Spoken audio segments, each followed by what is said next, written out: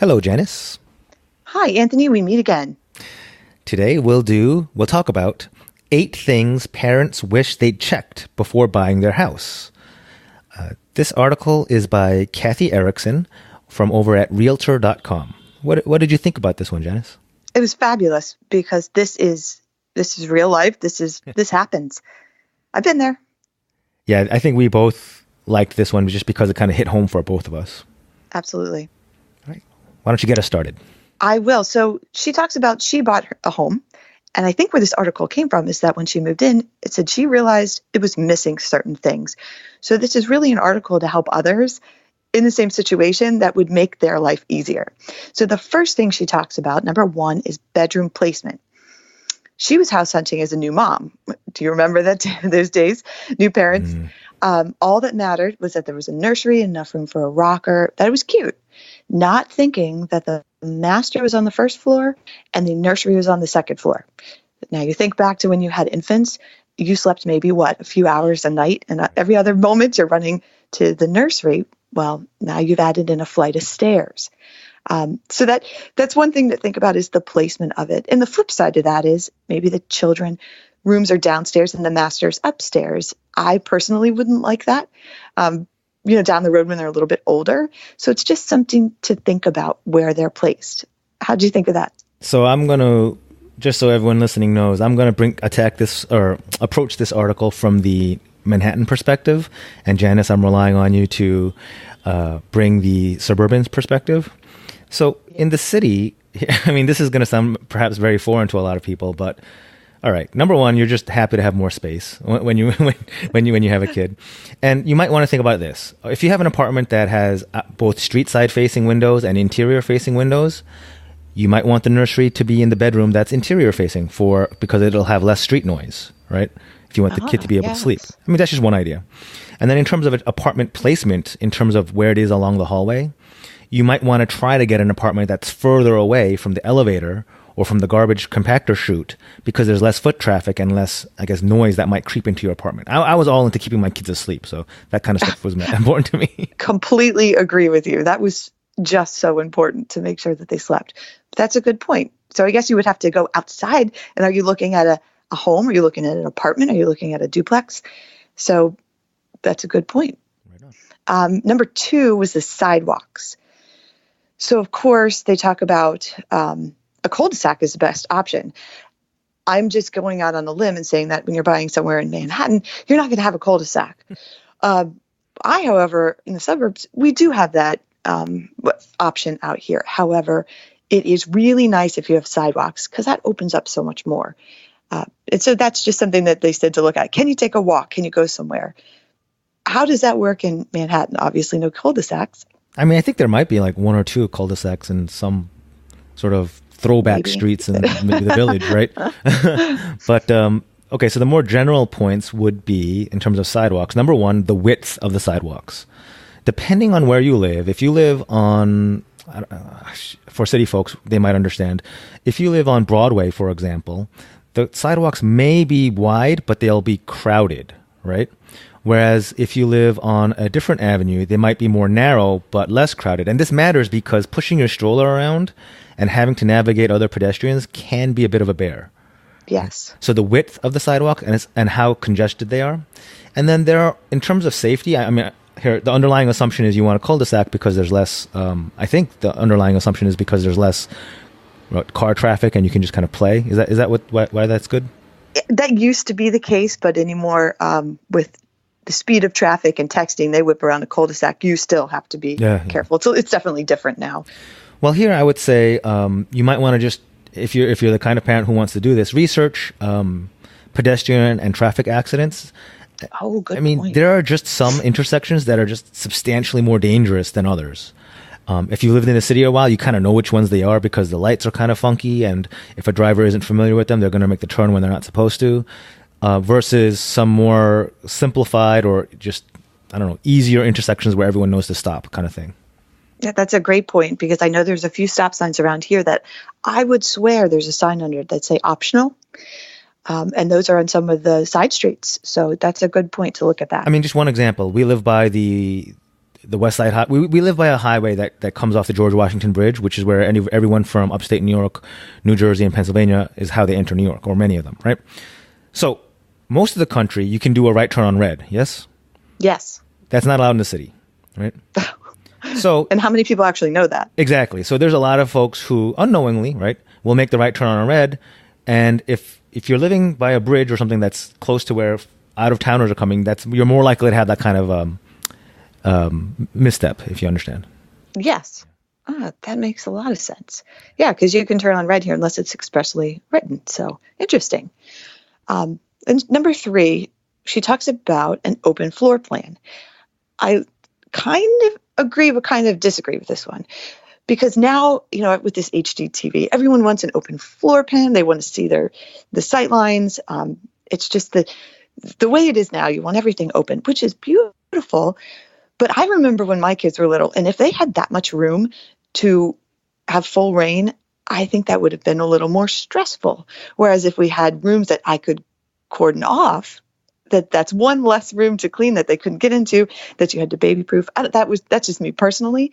But so I think when you're looking at it and you see an open floor plan, think about that. Like, are you okay with the child having full reign of everything? Or did you want to have a family room that you could just leave adult, that kind of thing?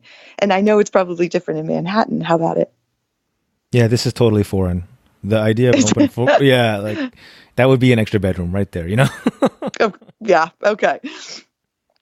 So it's so different when you depends on where you're looking at. Right. Which number 4, we're talking about the 8 things parents wish they'd check before buying their house.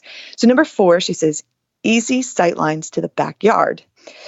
Okay, this is more of a suburbs thing because you can have a backyard and you can situate where you want to have some people work from home, some people where they want their bedrooms so they can see the backyard. It's not always completely possible, but it's a really nice bonus if you could just look outside and see him playing on the swing set. The author made the comment here about wiffle ball out back. My children alone spent at least 8 hours a day playing wiffle ball out back with the kids. So it was fantastic to work inside, look outside, everybody's fine. But again, a little different in Manhattan. There are some similar type situations. Let's say number 1, there are brownstones or townhouses that have backyard areas. But if my memory serves me correctly, in those cases, they're kind of linear. So you'll pretty much always have a sight line to that backyard area. Another corollary would be if your building or community of buildings has like a shared playground or a courtyard where the kids play, then you might want to have a unit that's facing the courtyard so you can keep an eye on the kids from your unit, right? The drawback to that is if you have a unit that's facing the shared playground, it might get a little noisy. So, but then, you got to figure out what's right for you. Kind of a trade-off, right? To see which way works for you at that point. And then number 5, a flat lot. Again, that's something maybe outside of the city where around, where I live, there's lots of rock and there's lots of mountains. So you may have a flat lot, you may not. But it talks about here, if you have an extreme hill in your yard, that could pose some problems with the children. Can they not even play out back because it's so steep and it ends up in a ravine? So that's something to think about. Although it looks really pretty with the rolling hills, can they ever play outside? This actually does kind of apply to Manhattan. Upper Manhattan in particular has a lot of hills and valleys. So maybe not for your particular unit, you're in an apartment, but your street, if it's on the top or a bottom of a very steep hill, and you're about to have a kid, don't underestimate what a pain it'll be to push that stroller up that hill every time you're coming home. That's a good point. Or the flip side, if you're going down a steep hill, things get icy here in the winter, and it can be kind of treacherous, right? So steep hills can be a problem here as well. Okay, that very interesting. It seems like then she almost flips in this article and starts leaning more towards a little bit of the Manhattan area where she talks about like hotspots in older homes and, for example, like radiators and grates. They get hot. In the winter, you've got all the steam. I guess outside radiators, you have baseboard heating. That's something you have to think about. If you have a crawler in the house and you have baseboard heating, that could definitely pose a problem. I mean, do you live in somewhere that you can fix that? That's going to be dependent, but you're going to really want to take that into consideration if you're going to have a crawler or a bunch of crawlers for the next quite a few years through winter. So this is an issue in the city.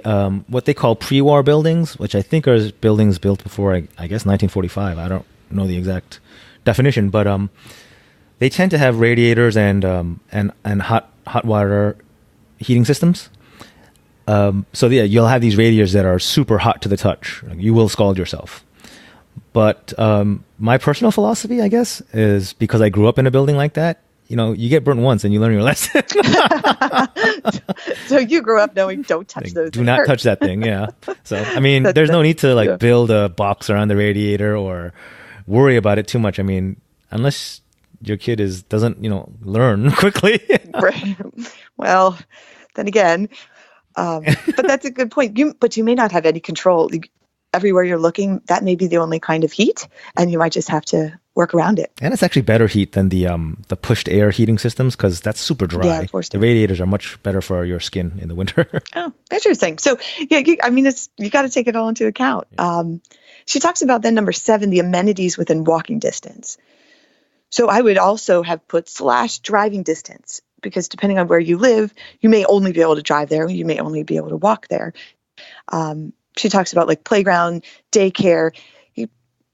Depending on where you live, you may want that, or you may want to be far away from that. But if you have kids, you're probably going to want to venture out. So just look what's around you. Is there things you can do that aren't, a 2-hour drive? And like you said, within walking distance in the city, what's around? What can you get to? Yeah, I mean, in this city, there will always be good stuff in walking distance. The question is, what kind of stuff is that? And what I mean by that is, if you're living in Midtown or Flatiron or Soho, I guess you would maybe call those the more hip areas. Yeah, sure, there are going to be a lot of great cafes and restaurants and bars, but will there be a pediatrician? I don't know about that, True. or daycares, or jungle, or what do you call it, children's museums, that kind of stuff within walking distance. Yeah. So you got to sort of sort out which, and there are a lot of people don't know this. There are a lot of neighborhoods in Manhattan that are super kid friendly. That are, within 5 blocks you'll have 6 different playgrounds, 2 different pediatricians, all sorts of choices. But you just don't expect that to happen in Times Square. Right. But, if you could just keep your eye out for something like that, are you going to have to get in the car and travel to go somewhere, or is it a couple blocks over?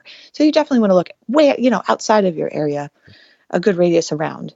And then finally, she talks about the neighbors. She specifically stated that it would not be good to hear a year later that you were living next door to a sex offender. I would encourage everyone, of course, you can look that up online before you move. There's a website, and I'm sure you'll put the link to the whole article in there, and it explains how to get online and look for that. Of course, you want to check that out. It changes all the time, so maybe check every couple of years if you want to. I wouldn't worry too much about it, but I would also add in with the neighbors if you have kids. Are they, and you probably can't tell right away if they're going to be quiet, but if you walk in and you see, a whole group next door living in their 20s to 25. I don't know about you, but I wasn't exactly quiet at that age. Right. So you maybe want to feel that out if you have, a couple party houses around you. There's a flip side to that too. For that. If I don't know how much research you want to do, but if the apartment below you, for example, is retirees or elderly folks who will complain every time your kid bounces a ball, that might not be the best unit for you either, from a city perspective. True, very true. So really, I would say with number 8, I would go with your whole surroundings for neighbors. What do they like? What will you fit, and will they fit? Because it's kind of a back and forth, like you said. Right on. So, what did you think of this one, Janice?